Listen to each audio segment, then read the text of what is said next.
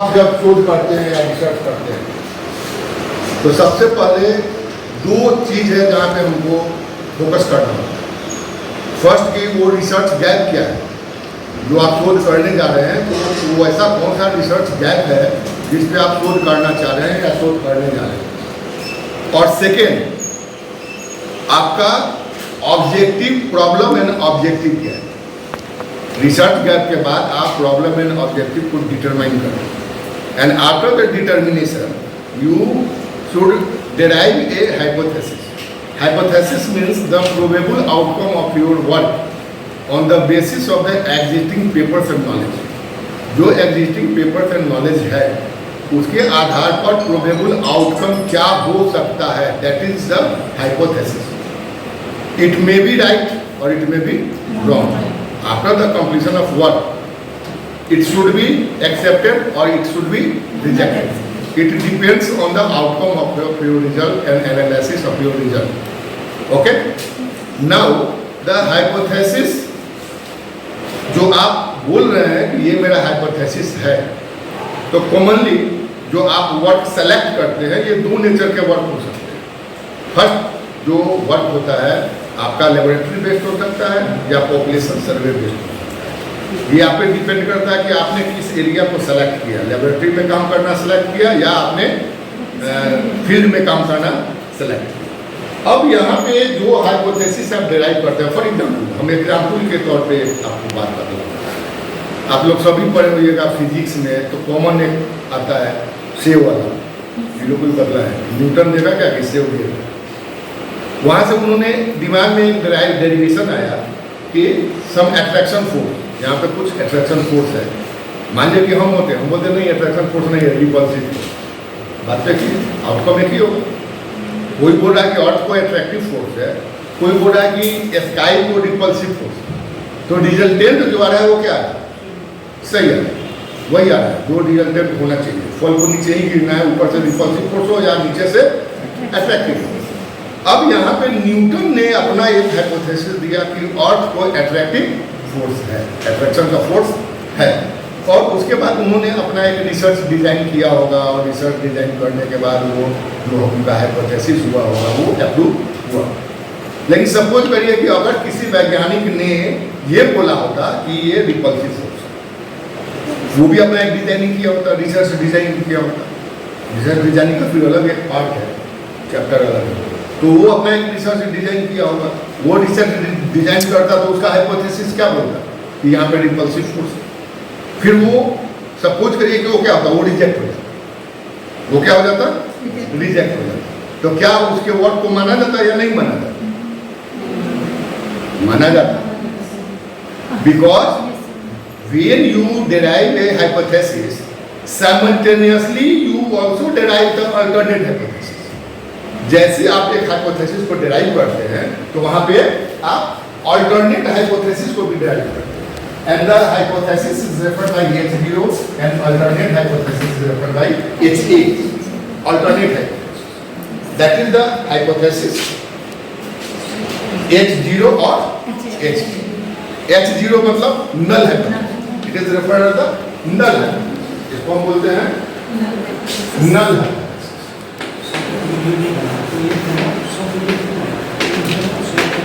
और इसको बोलते हैं alternate hypothesis.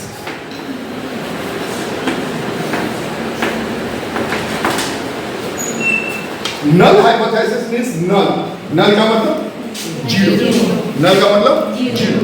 And null hypothesis is commonly represented that there is no difference, there is no difference. आप जो एक्सपेरिमेंटल डिजाइन कर रहे हैं उसका जो रिजल्ट आएगा वो हाइपोथेसिस के समान होगा, that is the null. Another is the alternate. Now when you want to check the hypothesis which is the value, null hypothesis और अल्टरनेट, कौन सा वैल्यू। तो यहाँ पर जब आप इसको चेक करने जाते हैं तो पहले आप तो डिजाइन किए, फिर हम बोल रहे हैं कि designing of the two type, either the experimental और फ्रॉम द पॉपुलेशन। या तो आप पॉपुलेशन का करेंगे या एक्सपेरिमेंट का करेंगे। If you design the experimental framework of your research. That means you also collect a data. वहाँ भी आपके पास एक एक्सपेरिमेंटल रिजल्ट का डाटा आएगा. That is the data. और वहाँ पे भी स्टैटिस्टिकली उसको हम पॉपुलेशन नहीं बोलेंगे. वहाँ पे उसको हम क्या बोलेंगे? पॉपुलेशन. पॉपुलेशन का मतलब कि वो डाटा जो आप यूज कर रहे हैं अपने एनालिसिस के लिए. अब इस एनालिसिस में आपको क्या करना पड़ेगा कि इसके लिए नंबर ऑफ स्टैटिस्टिकल प्रोसेस है. बहुत सारे स्टैटिस्टिकल प्रोसेस जिसको हम बोलते हैं टेस्ट स्टैटिस्टिक्स या significance level, degree of significance level. जो टेस्ट स्टैटिस्टिक्स होगा उसका हम क्या बोलेंगे? Degree of significance level. इसको थोड़ा ध्यान से समझिए. तो ये जो डाटा आप ले रहे हैं, अब यहाँ पे दो कंपोनेंट आ सकते हैं. ये सही है, नल हाइपोथेसिस सही है, but statistically it is reject. जो स्टैटिस्टिकली आप वर्क कर रहे हैं वो क्या हो जाए? रिजेक्ट. ठीक है, उसको हम बोलते हैं अल्फा एरर. उसको हम क्या बोलते हैं? Alpha error. दूसरी बातें होती है कि अल्टरनेट हाइपोथेसिस. अगर ये गलत है, ये सही है तो ठीक है, लेकिन अगर ये गलत है तो ये सही होगा. अगर ये सही है लेकिन रिजेक्ट है, अल्टरनेट सही है और वो रिजेक्ट हो जाए, यानी ये सही है और ये एक्सेप्ट हो जाए, इसका मतलब ये रिजेक्ट हो गया.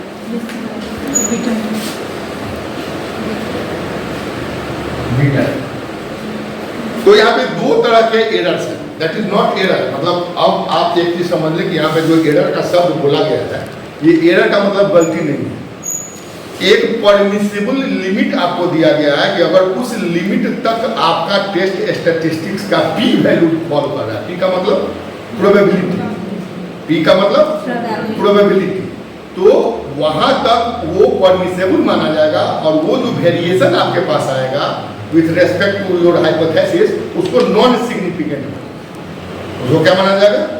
Non significant. वो सिग्निफिकेंट वेरिएशन नहीं, क्योंकि जो भी आप काम कर रहे हैं कोई जरूरी कि एग्जैक्ट आपका डाटा टू डाटा मिलेगा, वहाँ पर थोड़े से वेरिएशंस आ जाएंगे. तो उसको क्या बोला जाएगा कि ये नॉन सिग्निफिकेंट.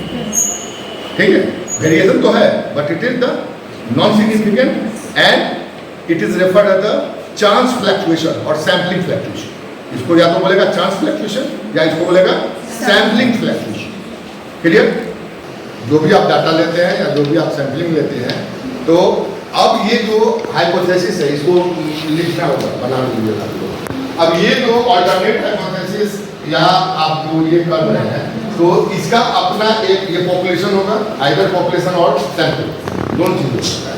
तो पॉपुलेशन मीन जो होगा that is the mu, represented by the mu, and it is equal to the mu 0 equal to the mu a. If the sample is 2, अगर ये सैंपल 2. अब हम टेस्ट स्टैटिस्टिक्स की तरफ जा रहे हैं. अब इसका मतलब क्या हुआ कि यहाँ पर नो वेरिएशन, यहाँ पे कोई वेरिएशन नहीं, and equal not equal to a. That means it represent the variation, and if the variation falls within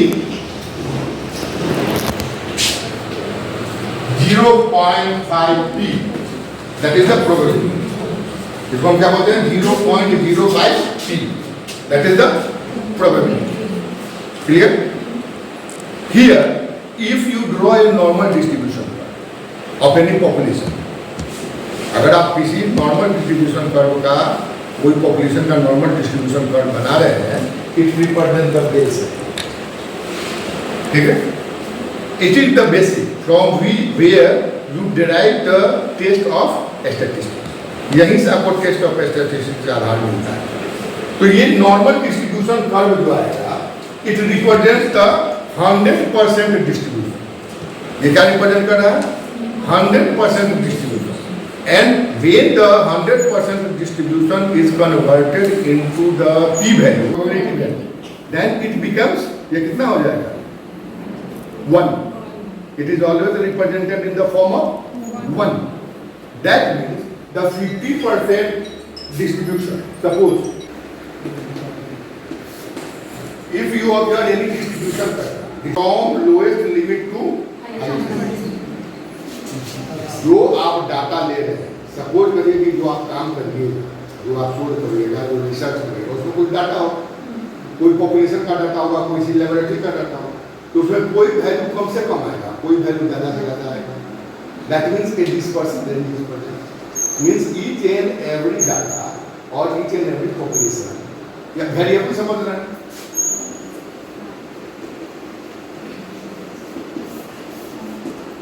Means any factor has chance of variation in population or in laboratory. जब आप कोई titration वगैरह किए हैं, high tech नहीं होगा, हो सकता है कि 2 का 1 हो जाए, लेकिन वो 1 नहीं. तो any factor has the chance of variation is represented as the variable or is referred as the variable. If you consider any parameter for the study, then the parameter has the characteristics of the variation. उसके पास variation का characteristics होगा. That is the variable. That is the variable. And the distribution of variable, जो आप variable का distribution होगा, pattern of the variation disturbed होगा, and variability is also the essential feature. evolution में आप पढ़ेंगे the biological system.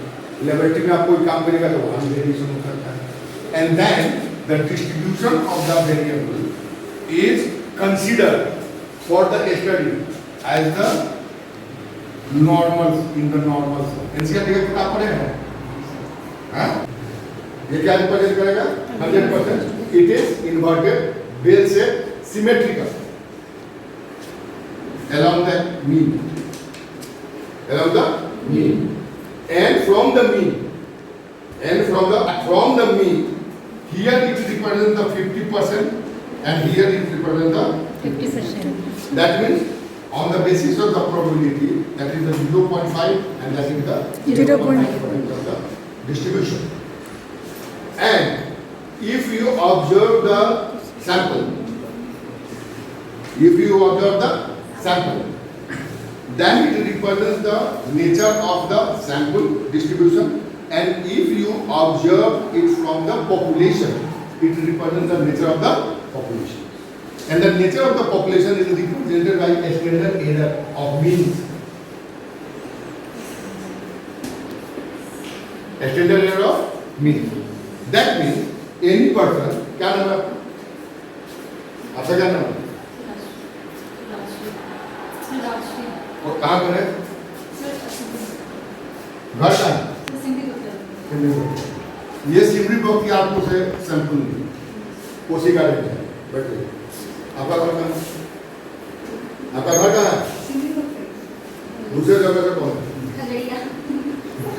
एक खगड़िया से.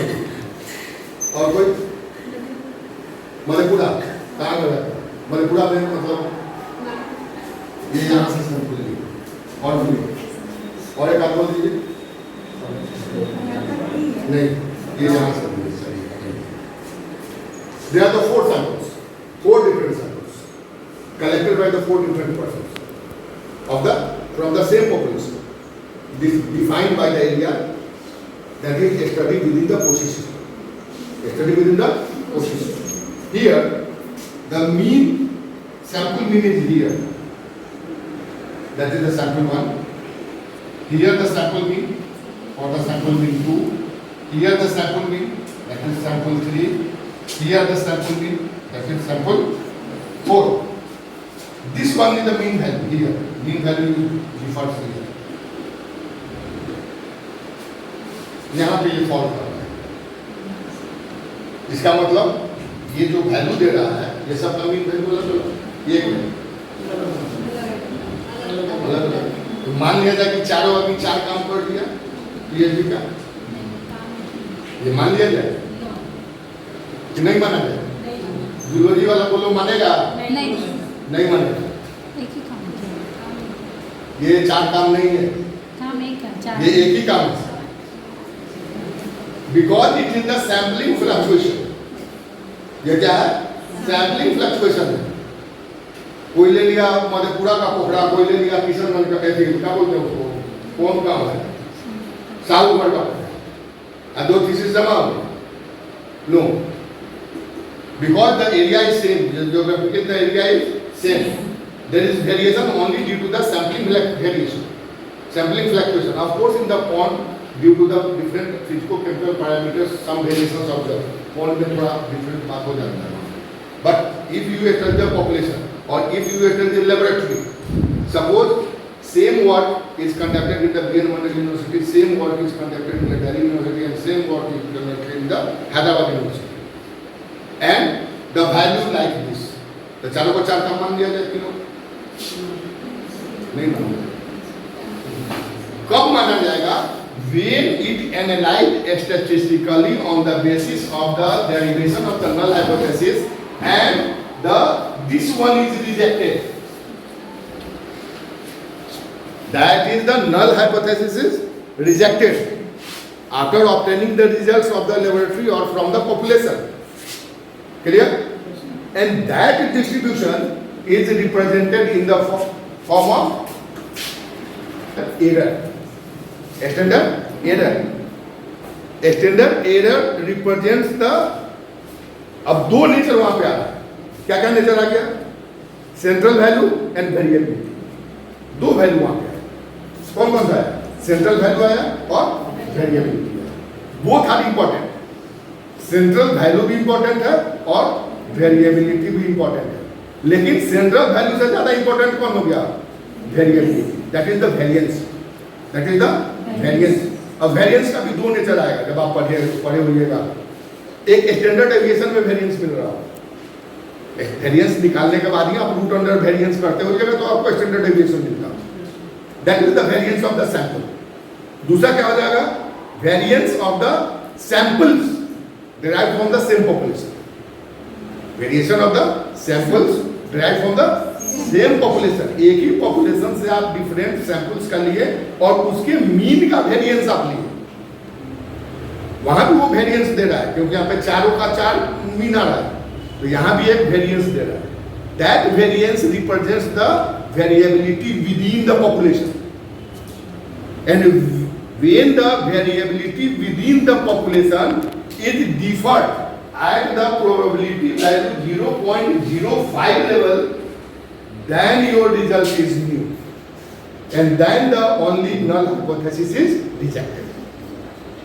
Otherwise, the null hypothesis is not rejected. Null hypothesis और alternate hypothesis आ रहा है. इसका सबसे important part क्या है? Test of statistics. Derivation of hypothesis तो है नहीं, लेकिन सबसे इंपॉर्टेंट इसका पार्ट हो जाता है test of statistics. After the derivation of the null hypothesis you should derive the research design. Research design important है, and after the research design you collect the data either from the population or from the laboratory. कहीं ना कहीं से आपको data आएगा. वो data आपके null hypothesis को प्रमाणित कर रहा है कि नहीं कर रहा है. ठीक है, वहां पे वो अब डिपेंड करेगा कि स्टैटिस्टिकली वो प्रमाणित हो रहा है कि नहीं. ठीक है. हाँ, अब यहाँ पे जो टेस्ट स्टैटिस्टिक्स की तरफ चलिएगा तो वहां पे दो नेचर, एक नेचर है, पहले दोनों को बता दे फिर हम आगे चले. दो नेचर क्या क्या है कि कुछ जो ग्रुप्स है वो पैरामीट्रिक स्टैटिस्टिक्स बोला जाता है, पैरामीट्रिक टेस्ट स्टैटिस्टिक्स, और कुछ जो है वो नॉन पैरामीट्रिक बोला जाता है. जैसे पैरामीट्रिक अगर होगा, अगर वहां पे आपने सिलेक्शन गलत कर लिया टेस्ट स्टैटिस्टिक्स का तो आपका इन्फरेंस गलत हो जाएगा. क्योंकि जो आप स्टैटिस्टिकल पार्ट पढ़ रहे हैं ये दो नेचर का होता है. कौन समझते? एक होता है डिस्क्रिप्टिव स्टैटिस्टिक्स और एक होता है इन्फेरेंशियल स्टैटिस्टिक्स. तो अभी आपको स्टैंडर्ड डेविएशन और स्टैंडर्ड एरर अभी हम आपको एक टर्म यूज किए, both are the descriptive part of the descriptive statistics. और जो टेस्ट स्टैटिस्टिक्स है या प्रोबेबिलिटी है या कोरिलेशन रिग्रेशन वगैरह है, ये इन्फेरेंशियल स्टैटिस्टिक्स का पार्ट. तो अगर आप गलत टेस्ट स्टैटिस्टिक्स को सेलेक्ट कर लिए तो वो क्या हो जाएगा? आपका इन्फेरेंस जो आएगा वो गलत. तो पैरामेट्रिक के लिए सबसे इंपॉर्टेंट जो पार्ट है वो है कि पैरामेट्रिक जो है स्टैटिस्टिक्स होगा वो नॉर्मल डिस्ट्रीब्यूशन कर्व में ही यूज होगा। अगर कोई पॉपुलेशन नॉर्मली डिस्ट्रीब्यूटेड नहीं है, स्लाइटली स्क्यूनेस है तो चलेगा। अगर स्क्यूनेस आ जाए थोड़ा मोड़ा तो चलेगा, लेकिन अगर नॉन सिमेट्रिकल डिस्ट्रीब्यूशन है या आप उसके वेरिएंस के बारे में पता आपको नहीं है, तब आप पैरामेट्रिक टेस्ट को यूज नहीं कर सकते। अगर पैरामेट्रिक टेस्ट को यूज करिएगा तो उसका इन्फरेंस गलत हो जाएगा। तो आपको नॉन पैरामेट्रिक टेस्ट को यूज करना है। नॉन पैरामेट्रिक टेस्ट में सबसे इंपॉर्टेंट जो है साइंस के लिए, ऐसे आर्ट्स में बहुत है, सोशल साइंस में और कॉमर्स वगैरह में बहुत है, मानविकी है, आपको विल्कोन्सन है, बहुत सारा है। लेकिन आप लोग हम लोग के लिए जियोलॉजी में जो नॉन पैरामेट्रिक टेस्ट है वो सबसे इंपॉर्टेंट है काइएस्ट्रो, वो नॉन पैरामेट्रिक। पैरामेट्रिक की तरफ अगर आइएगा तो पैरामेट्रिक में आपका जो टेस्ट है वो है जेड टेस्ट है, टी टेस्ट है और एफ। क्या क्या है? जेड टेस्ट, टी टेस्ट और एफ टेस्ट, ये है पैरामेट्रिक। अब इसके भी कंडीशंस हैं, ठीक है।